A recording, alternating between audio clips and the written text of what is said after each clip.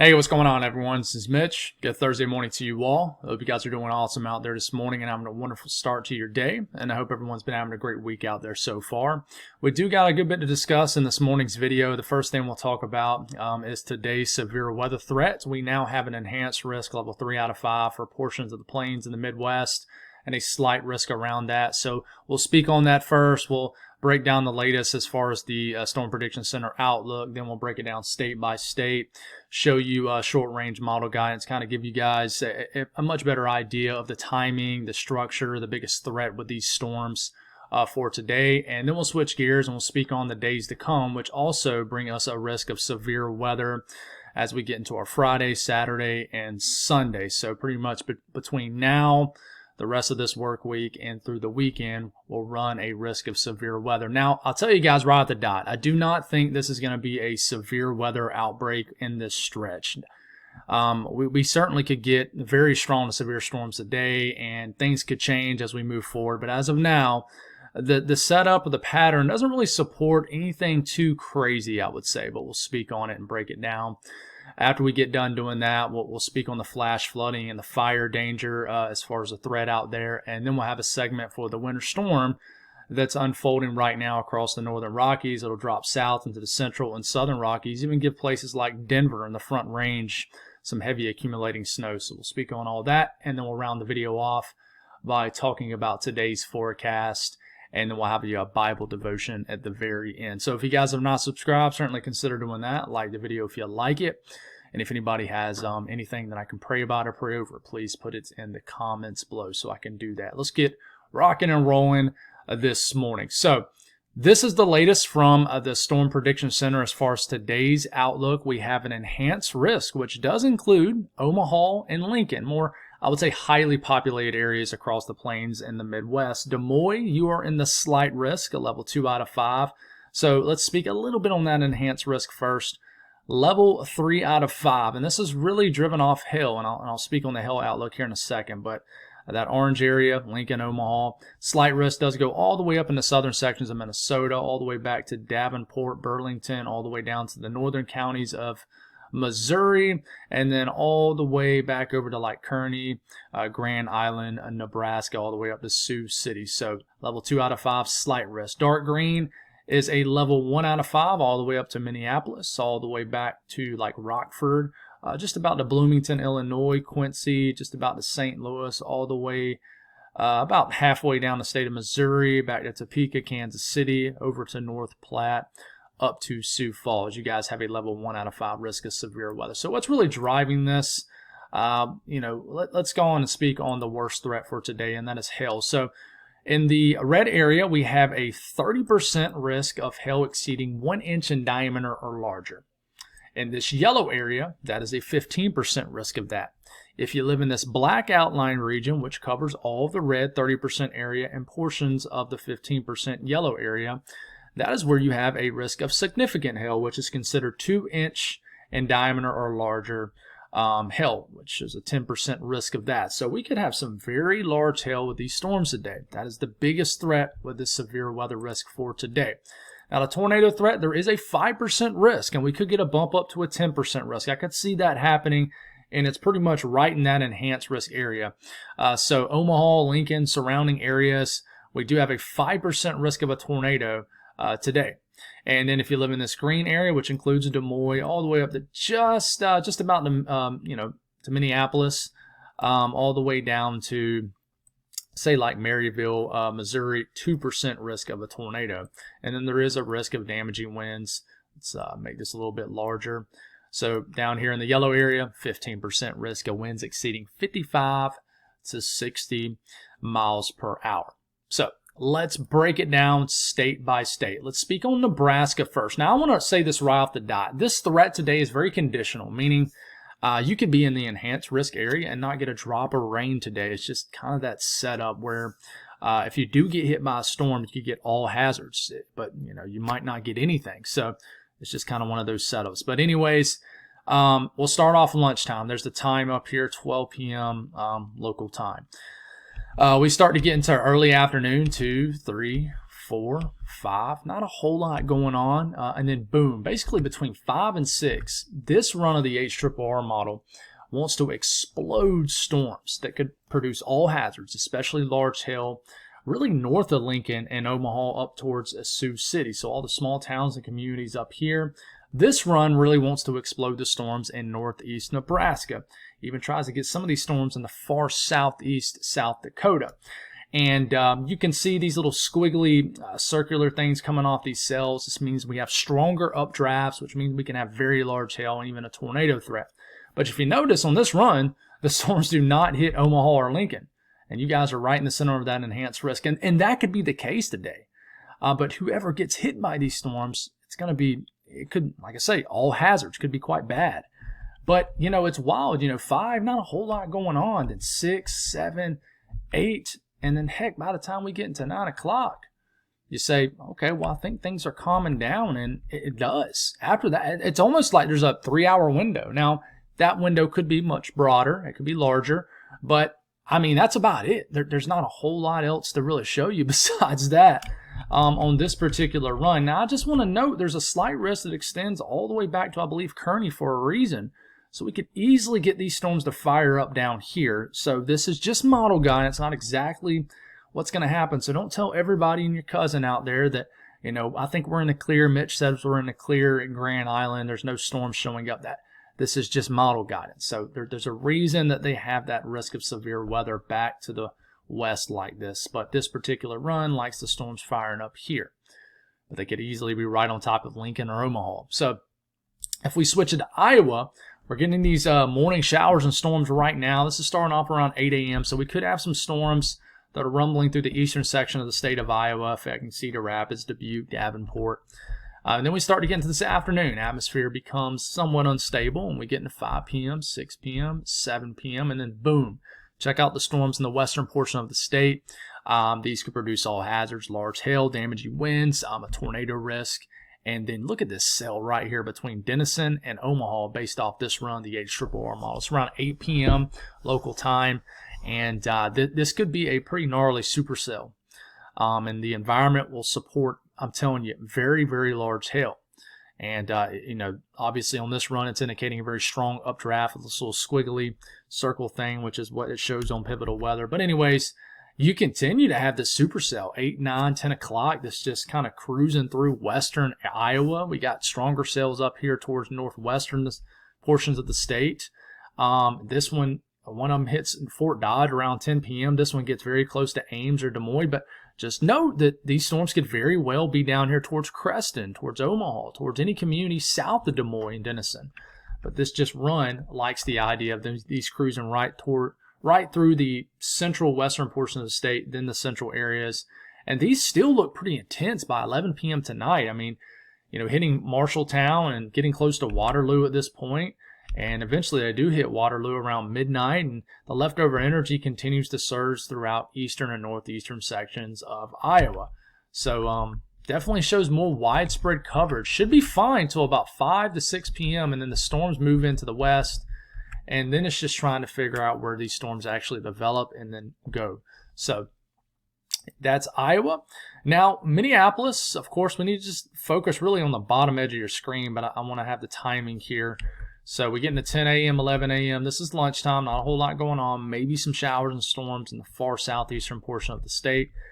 And then look how these storms get going around 2 to 3 o'clock between St. Cloud, Minneapolis, and Mankato. Hopefully I said that right. We got some strong storms that fire up. I mean, this is 4 p.m. and you're certainly not going to have the best thermodynamics up here, but you will have really good lapse rates, meaning, you know, temperatures are pretty cold aloft. So these storms will be elevated most likely, but I mean, hey, they're going to produce a lot of hail potentially. So you could get hit by some hailstorms in St. Cloud down in Minneapolis, surrounding areas, you know, middle of the afternoon. And I would watch out even as we're getting into far western, northwestern areas of Wisconsin. And these storms could kind of hang out over the same areas. And then by 7 p.m., we get this line of storms sweeping through and moving through pretty much, it could be moving through any areas of the southern counties in Minnesota.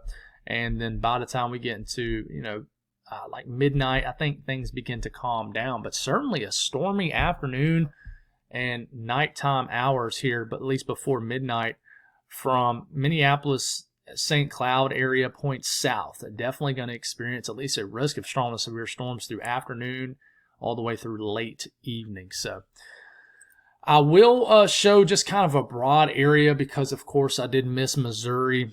But Missouri's kind of a conditional threat. You're getting some storms this morning in certain areas of the state. But on this run, and I even compared this against the NAM model, on this particular run, it doesn't show anything in Missouri. But just remember, there is a slight risk that does extend all the way down into like this region for a reason, guys. So even though there's no storms showing up in, northeastern areas of Kansas, northern areas of Missouri, that doesn't mean that we're not going to get any storms. But this particular run doesn't show anything, not even a raindrop. So there's a chance northern areas of Missouri, certain areas of Kansas that do run that risk of severe weather today, you might not even get a drop of rain. So just be aware of that. Now, something that I kind of forgot to pull up that I'm going to do on the fly, and I'm thinking about it as I'm talking, is I do want to show you kind of that updraft velocity swath.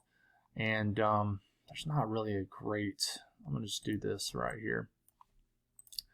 It's not really a great geographical area to choose. But yeah, actually we can. Tear my nerves up. But let's look at Iowa. Where are you, Iowa? Come on. See how strong that signal is for supercells and just strong rotating updrafts, capable of producing some very large hail in a tornado.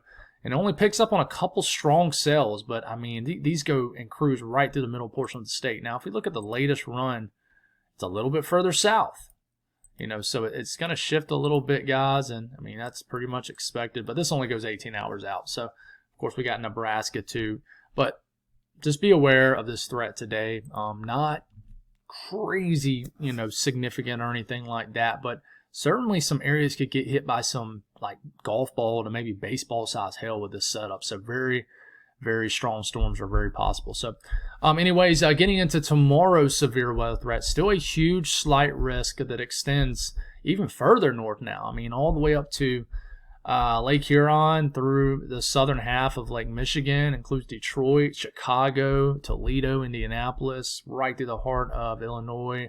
Rockford, St. Louis, includes Springfield, Fayetteville, Fort Smith, Tulsa, Oklahoma City, all the way almost down to San Angelo, and pretty much all the way down to Abilene, Texas. So huge level 2 out of 5 risk of severe weather. Right now, we just have a massive 2% risk of a tornado in the green area with it. So basically, you have a 2% risk of a tornado within 25 miles in a given location. And then the wind threat pretty much covers the entire slight risk area. You have in the yellow a 15% risk of winds exceeding 55 to 60 miles per hour. And then the hail threat in the yellow area, 15% risk of hail exceeding 1 inch in diameter or larger. But in this black outlined area down here is a hatched risk. So this does include like Elk City up to Canton, Lawton, Wichita Falls, down to just north of Abilene. You have a 10% risk of hail exceeding 2 inch in diameter or larger in this area. So, and really, we'll take a look at what we can with the HRRR model. It only goes 48 hours out, so we'll start off Friday morning. And this is potentially, and we will break it down state by state like we did for today's severe weather threat. But just due to timing, we'll just keep it more of a broad look here. But we start to get into tomorrow afternoon, we start to get into tomorrow evening, and then boom, we have those storms that erupt. We could have much widespread storm coverage down here than what this is showing, but it does like the idea of widespread strong to severe storms developing in areas of Oklahoma. As you can tell, these could produce some large hail, even a tornado risk. But it really doesn't get a whole lot going down to Texas. It really gets them going, initiates them in Oklahoma, and then they head off into portions of Kansas and then Missouri. So my cat's below me on my feet, sitting like a hen. So she can be kind of weird. She's my baby. She's my first cat that we got, but sometimes that she can be aggressive with wanting me to pet her. She'll come and like bite my finger down in my lap and make me pet her. But anyways, getting off track here. I like to do that. But looking a little bit further to the north and northeast, same thing. Not a whole lot going on through the afternoon. But then as we're starting to get into later in the evening, you see widespread shower and storm activity that gets going in like Missouri in the evening hours. And eventually this looks like it's starting to move into like Illinois, things like that, as we are starting to get later into tomorrow night. Even shows a stronger complex of storms like hitting Springfield in the middle of the night tomorrow night. So certainly stuff to watch, but I think model guidance is still trying to evolve this setup. And I know I'm not showing Michigan up here, and I might as well show it because I'm going to have somebody. I have a lot of viewers up in the Great Lakes region, so I never want to leave you guys hanging. But it's the same kind of deal, guys. It doesn't. This is like tomorrow evening. Not a whole lot. It does develop some strong to severe storms, potentially in like western, southwestern areas of lower Michigan, kind of late tomorrow evening. But I just think we need another 24 hours of model guidance to kind of look at. Now, moving past Friday, we'll start off for Saturday morning, which is also a severe weather day. And as you can tell, we're just not in short-range model guidance. So once again, I'm going to show you this mesoscale stuff. I'm sorry, the global stuff. So you see splotches of green, yellow, orange, red throughout this area. So we're going to have some sort of corridor of heavy rain probably throughout this circled area that I just did in the pink. But if you can continue to keep this going, we start to get into Saturday evening, Saturday afternoon. If you live basically in, this area kind of right into here, there's going to be a risk of storms, some that could be strong to severe, even all the way into the mid-Atlantic. So a pretty long area. And you can see what's going on. The main avenue of moisture kind of going up through here, and it's basically going around a high pressure that's kind of centered in the southeastern portion of the U.S. Maybe not centered there, but the flow is going around the southeast. That's why we remain high and dry in this area for now, at least, until the pattern switches up. But, this is Saturday evening, and then we start to get to Saturday night, and then we wake up Sunday morning, and we could have energy ejecting across the plains. As you can tell, just a blob of colors right here. Shower, storm, heavy rain activity. And this finally ejects, and we could have a developing surface low that goes across the plains. Now, I've always said if there was going to be any day where I thought I would be the most concerned about severe weather, it'd be Sunday. So we still need to watch this entire area right here, as some sort of low pressure might eject across this way. This will enhance ingredients dynamics for severe weather, for more of a concentrated area. If you compare to like more of a widespread area that we're seeing over the next couple of days, but not as much higher end ingredients. I think Sunday we could have a smaller corridor of higher end ingredients for severe weather, maybe a higher tornado threat. I still don't see this being an outbreak. I just think we're lacking stuff in this setup. But I definitely want to watch Sunday in this circled area for sure. And in fact, now that I'm thinking about it, I don't even think I showed you guys. I don't think I showed you guys anything past the other outlooks. Dang, I'm sorry, guys. Just dawned on me. But there's a reason that as we start to get into, mixed it all up. That happens sometimes. But there is a reason as we start to get into, this is Saturday. We have a slight risk down here, which matches up with what I just showed you with those showers and storms. But this is Sunday's threat. So, Saturday and I think Friday and Saturday will be kind of similar. If we look at the probability here, it just shows a 15% risk of severe weather. But, there it is. If I kind of compare this with what I drew, no, that ain't going to make sense. If I compare this, right, so this is a slight risk for Sunday. So 15% risk of severe weather. If I compare that to what I was just drawing on here, there it is. So circled area. We go back to the slight risk for this area. I do want to watch out for Sunday. It could be a higher end day. Sorry for the confusion there. I like to have everything kind of sectioned out well, but I just totally brain farted that I didn't go past tomorrow's severe weather outlook. But this is for Sunday, and then this is for Saturday. Okay, I think I stopped at Friday. Yes. But anyways, we just need to watch out for those days. And really if we move past Sunday and like get into Monday, for example, we could still have a risk of severe weather for the Gulf states. But I think as we get into Tuesday, and Monday and a Tuesday could be more of a relaxed period, but we could introduce another risk of severe weather next Wednesday, so we'll watch for that. But really what's driving this, if we look at dew points, this is surface moisture, dew points in the 60s and 70s. That's what you watch for moisture that these storms really love and kind of get fueled off of. And, storms don't like dry air. But if we start off Saturday morning, we already have a corridor, very moist air that extends all the way up to, Toledo, Cleveland, Detroit. And, of course, down here we got dew points in the 60s. That's a lot of moist air. And as we continue to move into Saturday afternoon, Saturday evening, which is going to be that severe weather day, really more so tucked in a little bit more to the southern plains, we will certainly have plenty of moisture in the atmosphere for severe weather. And it hangs out around, as we get into Sunday. But the look of it changes. You see how it gets extended further to the north? That is because we have some sort of surface feature that is kind of ejecting this way. So this is pulling in that, you got the flow around this low pressure going like this. So this is helping to yank up a lot of moist air out the Gulf and eject it further to the north as this low pressure pulls north. So we're going to have a further north extending moist sector as we get into Sunday. So that's why I do say, severe weather chances could increase further to the north. And then we start to get into next week. We start to get into next Monday. I don't think the moisture goes anywhere. It stays more confined to the deep south. But, we get into next Tuesday. We get into next Wednesday. Still a lot of moisture. So this still is going to bring us the chance of strong to severe storms. And, of course, we look at flow. Do we have the lifting mechanism in the atmosphere to get these storms going? We certainly will as we get into Saturday. And you see the streaks of purple and the red and even some yellow. This is where we have, this is like getting in the Saturday afternoon, especially down here. We have 70, 75, 80 knots of upper level flowing like 18, 19, 20,000 feet up in the air. Get these storms going, fuel damaging wind threats, and just really focus on it to have that. Do we have enough flow in the atmosphere to get these storms going?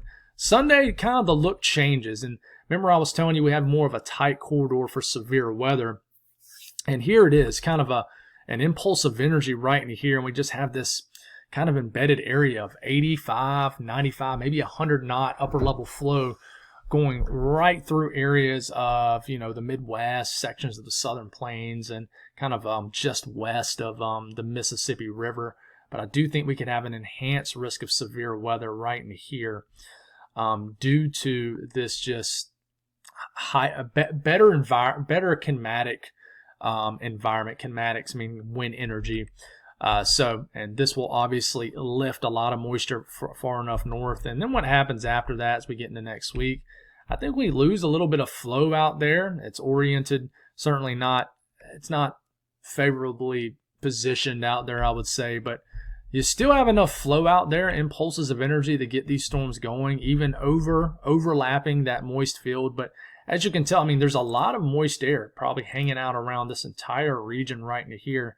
But you're not getting a lot of that purple and pink that you see going across this area. So there's lack of flow, so it might struggle to get these storms going.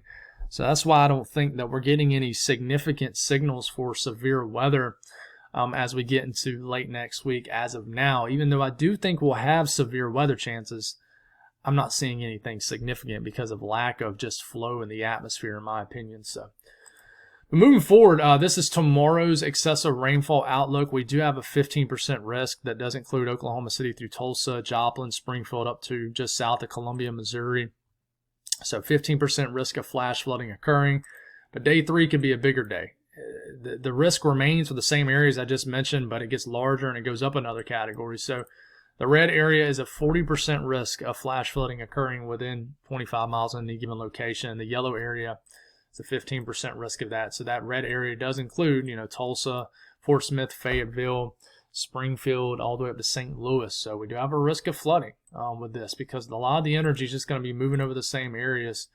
And a little bit of a risk as we get into Sunday. But day 3, this is for, make sure I don't get my days mixed up. Day 3, this is for Saturday. So slight risk does extend all the way down to central Texas.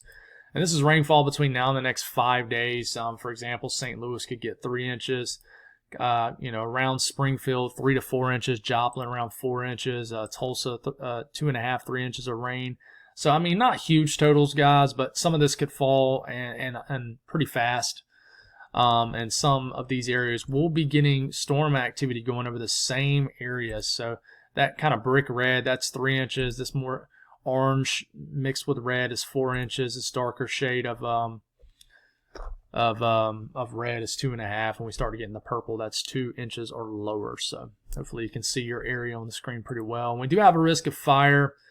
Wildfires, especially in New Mexico today. If you live in that pink area, that is an extreme risk of fire.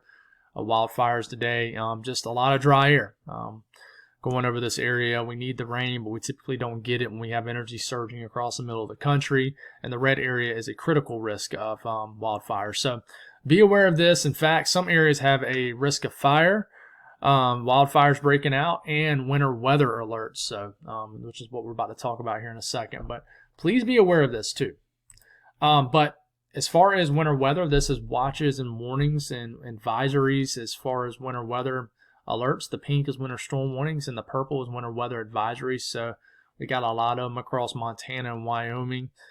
And then if we switch gears and drop it a little bit further to the south of the Four Corners region, that's what I'm talking about. Some of these foothills and Front Range have red flag warnings, which is, something they put out when it's very dry and there's a big fire risk. And they are mixed with winter storm warnings. Pretty wild stuff. We have winter weather advisories in the foothills and the Rockies of Colorado. Some winter weather advisories also for areas of Utah and Arizona. Right now, no winter weather alerts for Denver. That could change. I think you guys will at least get an advisory. So we'll watch for that. But looking at the evolution of this, we got snow beginning to become more widespread in coverage in southern Montana and northern Wyoming this morning. The blue snow, green is rain. This snow will continue to drop down. By the time we get into this afternoon, this evening, we'll have a widespread snowstorm across most of Wyoming. And then by the time we get into the overnight hours into tomorrow morning, the snow will drop south into portions of Utah and definitely Colorado. Still be snowing in Wyoming. We'll get a little bit of snow into western Nebraska, southwestern South Dakota. And then, we'll have a dramatic flip in the weather along the Front Range like Denver, Boulder today compared to tomorrow. As today it'll be nice. Tomorrow we'll have a quick hitting snowstorm. So snow will be falling tomorrow afternoon across the Rockies. That is snow falling in Denver. This will ride down the southern areas of the Front Range down to like Pueblo and surrounding areas. And by the time waking up Saturday morning, it's snowing in the southern Rockies of Colorado, northern areas of New Mexico, and it'll snow pretty much all day in this same area for Saturday. Finally, by the time we get into Sunday morning, things begin to relax as far as the snow. But it'll just drop south. Speaking on the latest from the experts of the National Weather Service, it's starting to snow in some of these areas already. But, Red Lodge going for 13, 14 inches of snow. Billings, 3 to 4. We get down into the Bighorn Mountains and certainly could get over a foot of snow in these areas. But getting down to Wyoming, Riverton, 4 to 6. Obviously, you can tell it's elevation driven, but 8 to 12 inches of snow in Casper, and hopefully you can see your area pretty well on this map. Old Faithful, 3 inches, so not a whole lot up in Yellowstone, but Buffalo, 3 to 4, Sheridan, 4 to 6, Elk Mountain, 6 to 8, and then we drop it a little bit to the east here. And, Gillette, 4 to 6 inches of snow. Lead, not quite sure how y'all pronounce it. 6 to 8 inches of snow in South Dakota. Rapid City, an inch or less. Custer, 2 inches. Wright, 4 to 6 inches of snow. And then we get into the far southeastern portion of the state of Wyoming. Arlington, 8 to 12. Laramie, 3 to 4. Cheyenne, 3 to 4. Rawlings, 6 to 8. Douglas, 6 to 8 inches of snow. And then we drop it down to Colorado. Denver, 3 to 4. Boulder, 4 to 6. Evergreen, 8 to 12. You don't have to get very far west into the foothills to get a lot more snow. Castle Rock, 6 to 8. Colorado Springs, around 4 inches. Lake George, 6 to 8 inches of snow expected. So not too much as you get a little bit further, east of the mountains, but certainly can get a little accumulating wet snow Fort Morgan an inch, Akron 1 to 2. So we'll see. And then dropping south again, Colorado Springs 3 to 6, Pueblo itself 1 to 3, Rye 8 to 14. It's definitely elevation driven, for sure. So, and then that's it on that. Moving past the winter storm update. Speaking on today's weather, we've already talked on a lot of today's weather, but the red flag warnings isn't that hot pink, more of that typical pink colors, winter storm warnings, winter weather advisories in the purple. And it's wild. We continue to have flood warnings along the Mississippi and surrounding rivers due to all that rain that we had a couple weeks back. So continue to see the results from that, if you will. But Storm Prediction Center outlook, we've already talked about this too for today, but I do want to mention the risk of thunderstorms that extend all the way into California in this area and all the way up into the Great Lakes region. Excessive rainfall outlook, just a marginal risk up in areas of Minnesota and Wisconsin where we could have the training of storms over the same area. And then the southeast, we'll break it down. I'm not really expecting anything. It's a beautiful day today. We're starting to warm up. The ridge is starting to build over the area, and we're about to get a big warm up, go to above average temperatures. But a beautiful day expected. Nothing to really speak on. The Northeast, same thing. Just a phenomenal day. A little bit of rain. We'll try to enter areas of Ohio as we get into this evening, but it's not going to be a big deal. If anything, it's we'll take it. Could have an area of storm surging through Michigan later tonight. But the South Central U.S., we've spoken on some of these areas already, but most of everyone will be fine. Nothing to really speak on at all. And then the North Central U.S., we've already spoke on the severe weather threat for Nebraska, Iowa, surrounding states. But, we could get an area of some rain that moves into northern Illinois, Indiana, as you can tell, a little bit later this afternoon. We could have some heavy rain all the way up here in the Canadian Minnesota border here.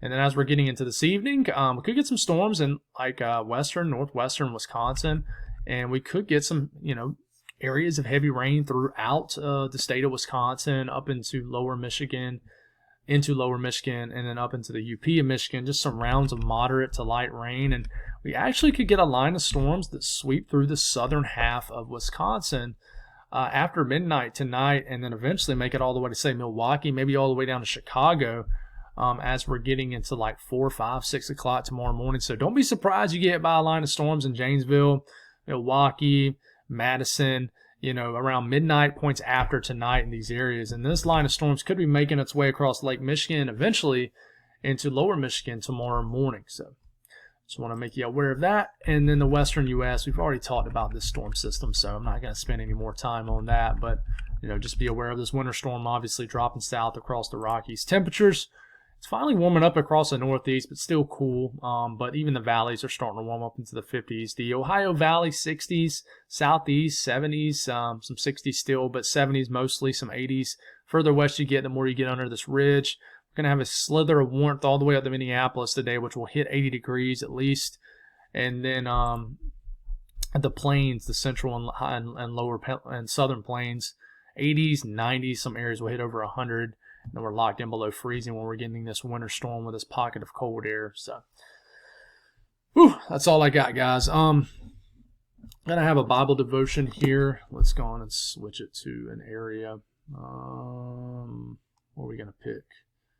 Let's pick this. So, our Bible devotion, I'm going to open this up, have a Domino's receipt as my bookmark.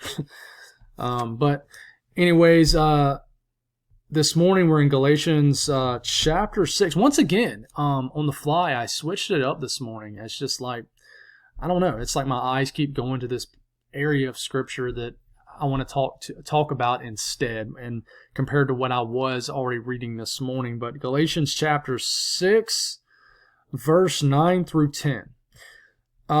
Let us not get tired of doing good, for we will reap at the proper time if we don't give up. Therefore, as we have opportunity, let us work for the good of all, especially for those who belong to the household of faith. The world will beat you down, right? I mean, it will make you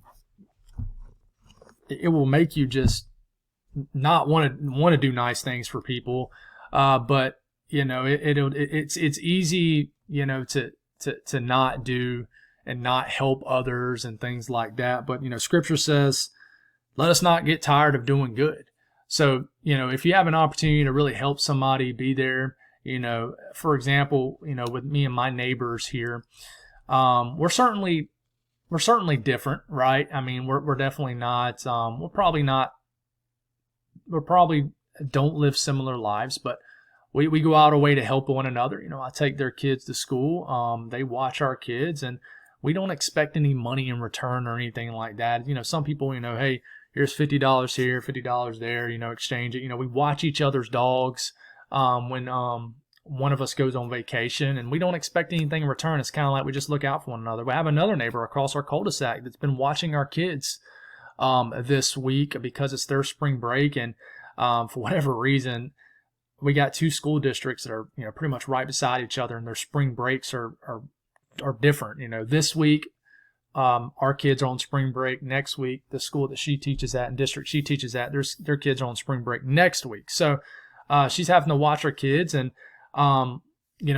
she's doing fun stuff with the kids and going out of her way, and we do the same thing for their kids, and we don't expect anything in return. So I know that's just kind of a smaller example, but don't ever get tired of just doing the right thing, doing good things for people, going out your way to do it. It's going to make you feel good. You'll get blessed for it. But the more and more you do it, the more and more you'll find just enjoyment in doing it. And I try to do that. And it, sometimes I think it's just as simple as saying good morning to someone. It really is. And maybe someone could really use just you being cheerful to them, you just being nice to them. And I know these are just all kind of small scale examples of all this, but just don't let the world beat you down to the point where you stop being a kind person. And I really think Satan will try to creep in, and sometimes, because by default some people are just very kind and nice people. My wife is like that. She really is. I would argue that maybe I'm not like that. I'm not a mean person by any means, but I'm a very sarcastic person. And sometimes, admittedly, I like to, in a very nice, it's funny, and I've worked on this over time, but in a nice way, I like to kind of, correct people on their flaws a little bit too much, and say, hey man, I noticed you got this little tick that you do, and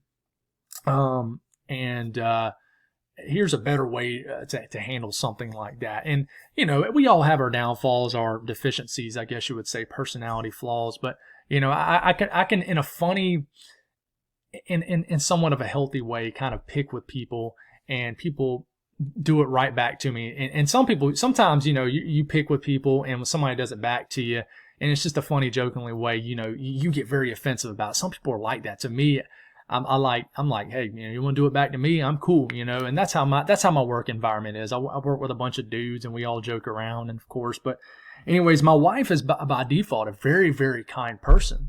But there's some times where my wife, sometimes just doesn't get back out of it what the energy she puts into it. And I can, sometimes she don't even have to, talk to me about it. Sometimes I can read her body language because she's my wife, and I can tell sometimes it bothers her. And sometimes, we're really kind to people, and we go out our way to do stuff with people. And in a way, we kind of expect an acknowledgement back. I think by human nature, we just do that. We just expect some acknowledge it back. And sometimes all we expect back is a thank you, but some people just don't know how to say thank you to people. They really don't. I really think it's, some people just don't know how to show appreciation. It's just I don't know, just like I struggle with things, some people just can't do that. But, sometimes, Satan, the devil, will creep in and be like, hey, that person doesn't appreciate that. That person doesn't appreciate that. He'll try to like mess with your thoughts and your feelings and stuff like that. And next thing you know, you stop being kind and nice to people. So, don't ever stop that. Even if, like, for 6 months straight, you're kind and nice to people, you do the right thing, you go above and beyond, and you're getting absolutely nothing out of it, I can promise you, I guarantee you, you will absolutely get something out of it in time, in due time. I mean, it says it right here. For we will, it says, for we will reap at the proper time if we don't give up. And giving up is falling to the temptations of this world, which is, sometimes just reacting negatively to things because you give and you give and you give and you don't think you're getting anything in return. In the proper time, you will. It's all about God's timing. And I've had to learn that over time too. And anyways, I like to ramble. But God bless all y'all. Hope that made sense. Love you guys. Appreciate y'all. Y'all have a wonderful day, and we'll do it again tomorrow morning. God bless.